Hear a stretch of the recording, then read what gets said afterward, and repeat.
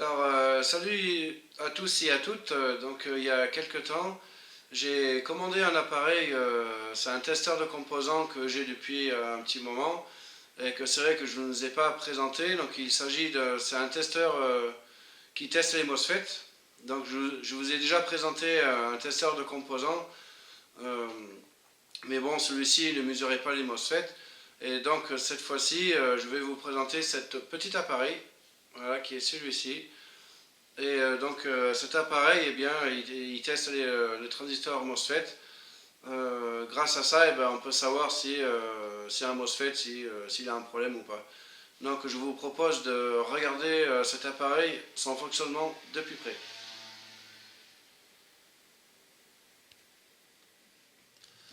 Alors déjà, on peut voir l'appareil comment il est fait, hein. Donc il est très sympathique, très agréable parce qu'il a aussi un grand écran. Donc il fonctionne avec une pile de 9 volts qu'on a ici là, avec un connecteur, hein. On vient brancher la pile. Le petit bouton test et off. Là, on retrouve aussi son connecteur, hein, avec son petit loquet là.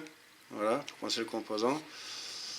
Là, on peut voir aussi les composants qui sont dessous. Donc, voilà, hein. Et aussi, là, on peut voir aussi la partie qui est en dessous, hein, les soudures des composants. Voilà.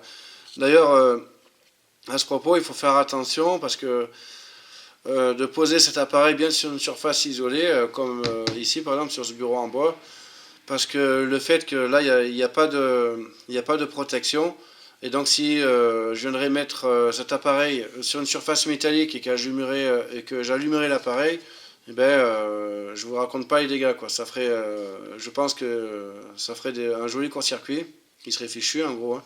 Donc il y a Philippe Demerlia qui avait présenté cet appareil, donc je l'ai acheté suite à cette vidéo, dont lui, il a mis là un petit support de protection, hein. Il a un peu modifié en fait, de façon de isoler tout simplement la partie carte électronique, hein. Comme ça, ce qui fait, même si vous le posez sur une surface métallique, bien à pas faire quand même, et ben c'est quand même protégé quoi, vu l'isolant qu'il a mis derrière. Voilà, voilà concernant ça. Alors donc ensuite, ben, pour l'allumer, bon là il n'y a rien, hein. Donc, euh, donc déjà je l'allume à vide. Voilà, donc ça se présente comme ça. On a un petit voyant bleu là, qui est bien sympathique, une petite LED, hein. Donc voilà, testing, voilà, là il me marque voilà, qu'en gros il ne trouve pas de choses à tester. Alors sans en plus attendre, on va le tester. Donc là voici un petit transistor MOSFET que j'ai récupéré pour l'occasion de la vidéo. Donc là, eh bien, je vais l'introduire. Voilà, là je le mets dans les trois premiers. Voilà. Et là, je ferme. Alors juste pour info, là, donc c'est un transistor qui est comme ça. Donc je regardais son datasheet, hein, donc ça, voilà, c'est son datasheet. Donc on retrouve la grille ou le gate, parce que ça s'appelle aussi le gate. À gauche, au milieu, on a son drain, et à droite, on a sa source. Voilà, donc juste pour info. Alors allons-y pour le test. Voilà. Voilà, donc là il lit la version du logiciel. Donc voilà, donc là il m'a bien détecté que c'est un MOSFET, hein. Le 1 c'est la grille, la 2 c'est le drain et le 3 la source, avec 2,10 nanofarad et une tension de 4,5 volts. Je pense que c'est la tension qui doit démarrer le MOSFET. Je ne connais pas trop encore ces composants, hein, sur les MOSFET, c'est un peu nouveau pour moi. Donc peut-être à l'occasion, un de ces jours, j'en ferai une vidéo. Donc voilà pour le MOSFET. Ensuite, qu'est-ce qu'on pourrait y mettre? Eh bien, un transistor. Voilà.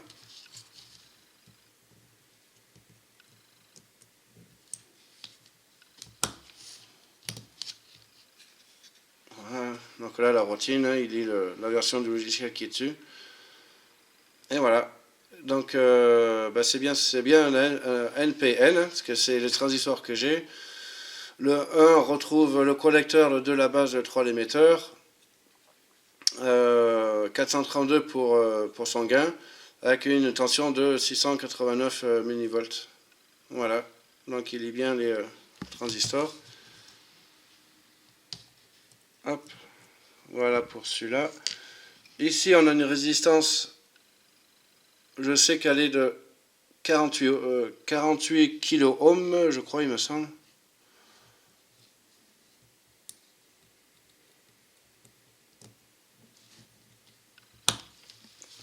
Voilà. Clac, une petite résistance. Voilà, c'est ça. 48,28 kilo ohms. Voilà pour la résistance. Et juste pour s'amuser un peu, je l'ai comparé avec mon multimètre là. Hop. Voilà. Et là, je vais faire une petite mesure.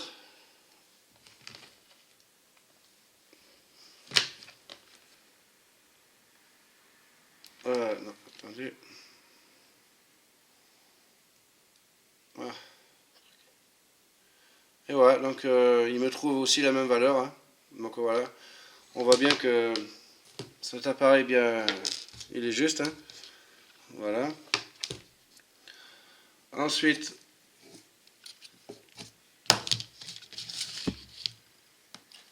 on va y mettre un petit condensateur comme ça, un petit condensateur céramique. Hein. Voilà.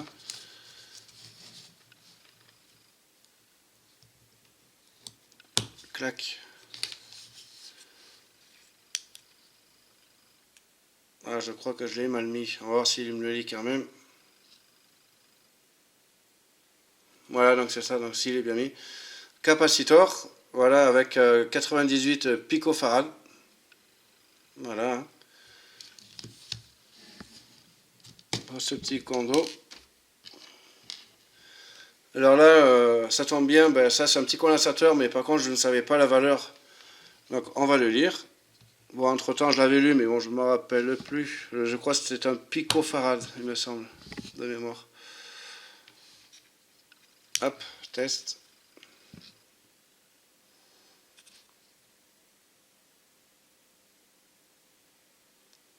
Oh, non, c'est un nanofarad.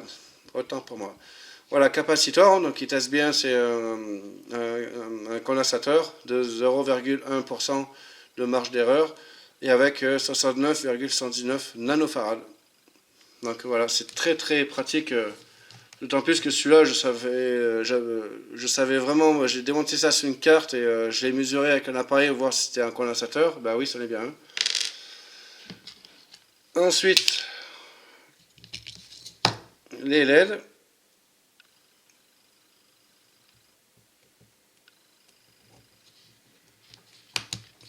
Voilà pour la LED.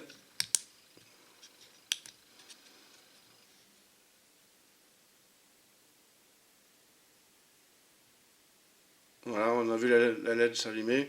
Donc sa tension de seuil 1,99 volts.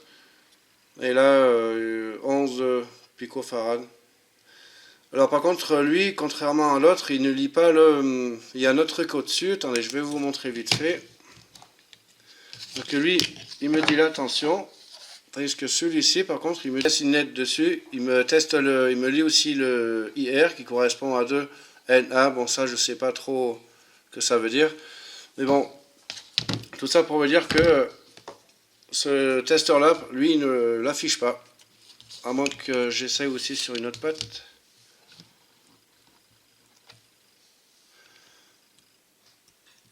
Comme j'ai fait pour l'autre. Voilà, on va lui reprendre pour être sûr, voir s'il le lit ou pas. Donc voilà, donc c'est ça. Hein. Donc bon, une diode, parce qu'une LED c'est une diode. Voilà, 1,99 volts. Donc non, il ne me détecte pas le IR. Voilà, donc je sais pas pourquoi. Mais bon, c'est pas gênant. Donc voilà pour la LED. Un condensateur électrochimique.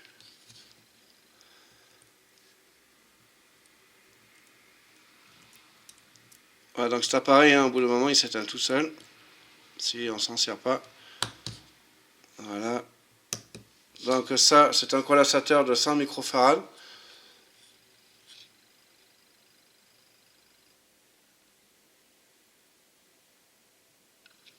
Et là, 91, là, une tolérance de 1,2%, 91 microfarads, et son ECR de 0,87. Donc ouais, 91, bon, c'est normal avec sa petite marge d'erreur là, qui est 1,2%. Donc voilà. Hop, et qu'est-ce que j'ai en dernier? Un autre petit condensateur. Donc ça, je crois, c'est un 100 nano.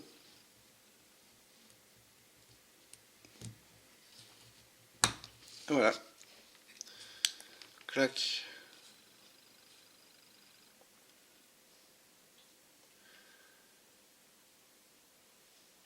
Voilà, c'est ça. 101 nanofarad. Voilà. Capacitor, hein, 0,2%, 101 nanofarad. Donc ben, voilà pour le test. Hein. Franchement, c'est un appareil que j'ai, ça va faire à peu près 2 mois.